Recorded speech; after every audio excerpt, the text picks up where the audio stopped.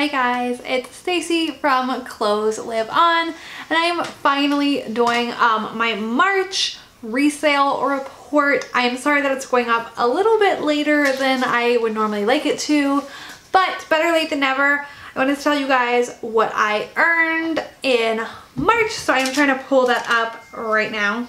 So just as a quick refresher, in February, I had $956.62 in profit. I sourced 15 times and I sold 63 items. In March, I had $1,830.60 in profit. So I almost doubled it. I mean, not quite, but I did really awesome comparatively. I sourced 16 times, so only one extra time, and I sold 113 items. So I sold quite a bit more also. In February, the amount of money I spent sourcing was $443.98, and in March I spent $682.71. So I spent a lot more sourcing in March, but it obviously paid off because I had a lot higher profits. So just as I continue to resell, I'm really learning what brands I should pick up, what's worth paying up for. I got that really big Lululemon haul, which helped me a lot. That's going to be part of this video also.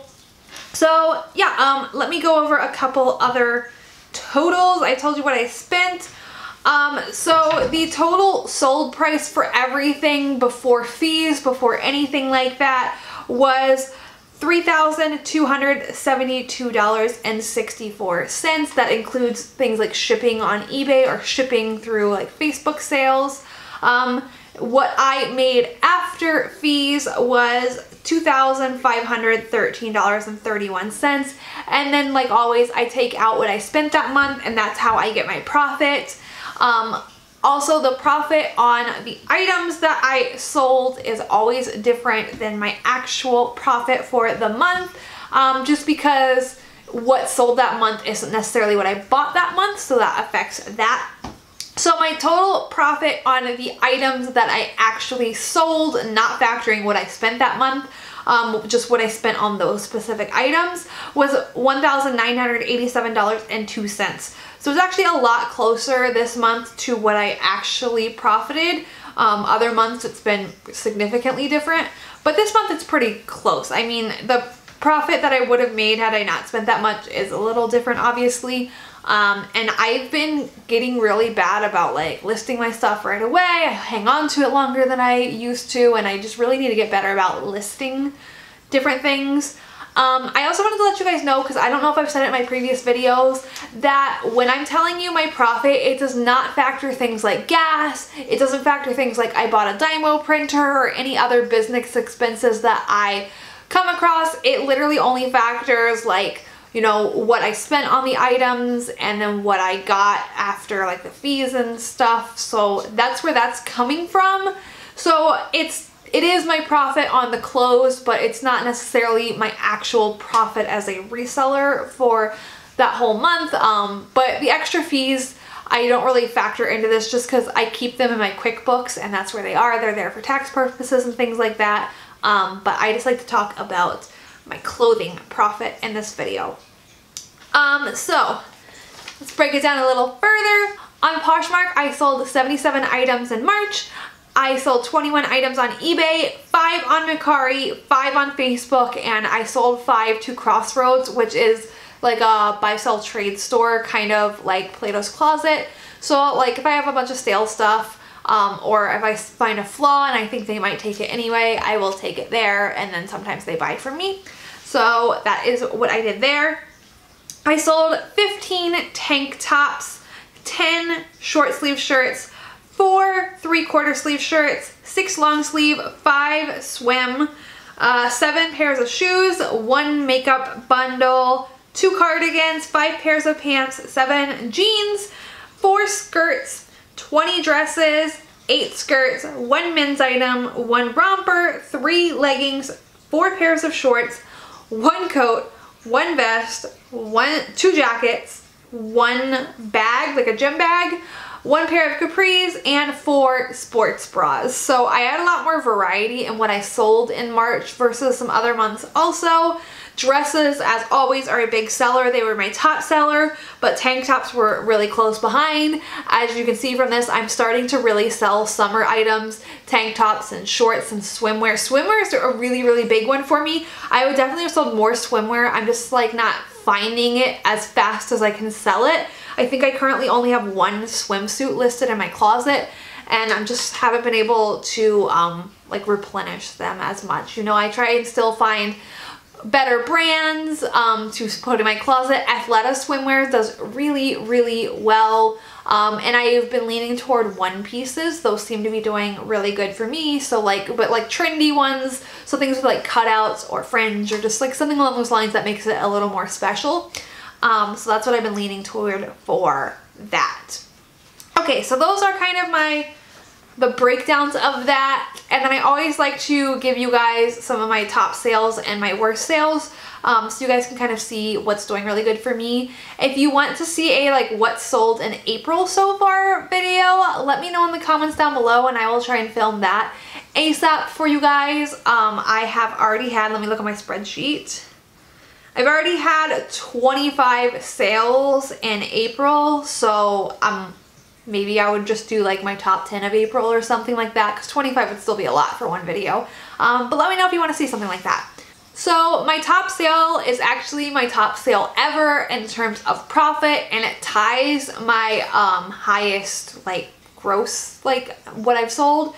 So I sold a Lululemon gym bag, duffel bag. I put that in my Lululemon haul video. So it is that bag. That bag sold for $100 on Poshmark. I made $80 after fees. I paid $6 for it, so I profited $74, which is insane and super awesome. And I don't think I made more profit from the Madewell sweater. I'd have to like double check on that one, but my Madewell sweater is the only other thing I've ever sold for $100. I'm hoping to be able to start finding higher end stuff, although I am making really good money from what I already sell, which is totally fine. My other bigger ticket item was the makeup bundle that I told you guys about. It was a bundle of Too Faced items for Christmas. My husband got me a Too Faced, like the mystery box that you can get on their website once a year. So he got that for me because I did ask for it. There was a couple items in there that I wasn't going to use, and I got the peanut butter and jelly palette in there, and he had already got me the peanut butter and honey palette for Christmas. So I felt like I didn't need both, and I thought I was going to use the peanut butter and honey palette more, just like the colors in it were better. So it was a bundle of, I believe, 4 makeup items, a full-size mascara, an eyeliner, the palette, and a trial size of the Better Than Sex mascara. There could have been a 5th item, but I'm not 100% sure. I know it was those 4 items. So the bundle sold for $60. I got $46.50 after fees. I believe it was a offer to Likers, so I think I gave a shipping discount. And then because I didn't pay to have those items in my inventory, it was all profit of $46.50, so not bad at all there. And I think the mystery bag thing as a whole was $75, and I kept stuff from it. I didn't resell the whole thing. So, you know, pretty good turnaround on some items that I wasn't going to use, and I got to keep what I was going to use and then get money back for what I wasn't. So that was nice. Okay, and the last awesome sale that I'm going to tell you guys about is a Leaf's Daughter dress from Anthropologie that I sold. I sold it on eBay. It sold for $64.24, including shipping. After all of the fees and the shipping costs, I made $52.54. And then after the cost of the dress, and I believe I paid $8.99 for it, I made $38.54. So right now my goal is to profit at least $12 from each item. That definitely is not happening. There are several items where I'm not profiting 12 or above, but that is my goal right now with anything I'm selling. And then if I pay up for it, if I'm paying like $10 or more, I really hope to be profiting more than $12 from it. But it's a reasonable goal for me to be setting right now, so that is what I am working on. Okay, and I was really blessed in March that I did not lose money on anything that I sold, which has not happened the previous 2 months that I have been doing these. But I did have some items that were still bad buys, didn't profit a whole lot. First one being a LuLaRoe short sleeve shirt. It's an ugly print. I bought it when I thought LuLaRoe was still like a hot brand to buy. I still pick up LuLaRoe, but it has to be like a solid or a really, really cute print. And the dresses of theirs do better. And even then, I still have some LuLaRoe sitting in my closet with not a lot of interest. So I'm just highly, highly picky about what I pick up now. But it sold for $9 on Poshmark and I gave a shipping discount. So after the fees, I made $4.55. And then after factoring what I paid for it, I only profited 56 cents. So next to nothing, but it was profit, which is always good. Another thing is an Alice and Olivia dress. That was also in one of my hauls, actually, from one of my half off hauls. I sold it to Crossroads, so I obviously didn't get a ton of money for those different items, and I had paid up for it. So factoring what they gave me, I got $5.98 for that dress. I just kind of divided it evenly. And then, you know, there was no fees. That is what I got. So I got the $5.98 and then I only profited $1.49. I sold that to them instead of trying to list it because I did find a couple stains on it and I just didn't want to list it flawed. So I was pretty happy to take it there and at least I made something off of it. All right, and then the last not very good sale that I had is an Athleta skirt that I sold on Poshmark. It was a black skirt, so I had it sitting in my closet for a while. I did an offer to Liker, and it finally sold. It sold for $9. After fees and everything, I earned $4.55, and then after what I paid, I profited $1.56. So not a good buy. I sold another Athleta skirt also, and that one did a little better, but I think just their skirts don't do the best.